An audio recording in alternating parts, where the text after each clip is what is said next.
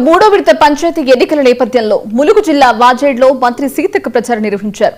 కాంగ్రెస్ బలపరిచిన అభ్యర్థులకే ఓటు వేసి అత్యధిక మెజార్టీతో గెలిపించాలని కోరారు.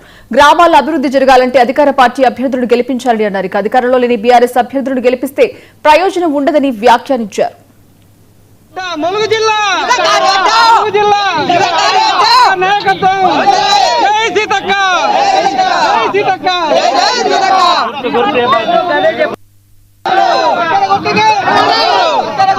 రాష్ట్రంలో కాంగ్రెస్ పార్టీ అధికారంలో ఉంది. ఇక్కడ ఎమ్మెల్యేగా కూడా సరే ఇప్పుడు మనకు మీకు అందుబాటులో ఉండే వ్యక్తిగా మరి తెల్ల వెంకటరామన్న గారు ఉన్నారు. అటు ములుగొస్తే మేము కూడా హెడ్ క్వార్టర్ లో అందుబాటులో ఉంటాం. మరి ఈ రోజు జరుగుతున్న ఎన్నికలు కూడా పంచాయతీరాజ్ శాఖ ఆధ్వర్యంలో జరుగుతున్నాయి.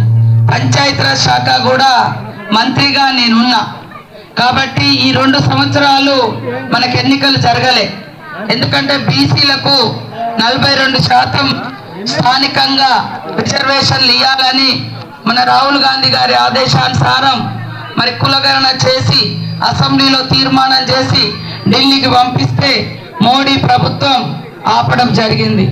మరి ఇప్పుడు ఎన్నికలు చేయకుంటే మన గ్రామాలకు రాష్ట్ర వ్యాప్తంగా ఉన్న గ్రామాలకు 3,000 కోట్ల రూపాయలు ఈ 2 సంవత్సరాలలో ఆగిన పైసలన్నీ కూడా ఇప్పుడు మన సౌజన్య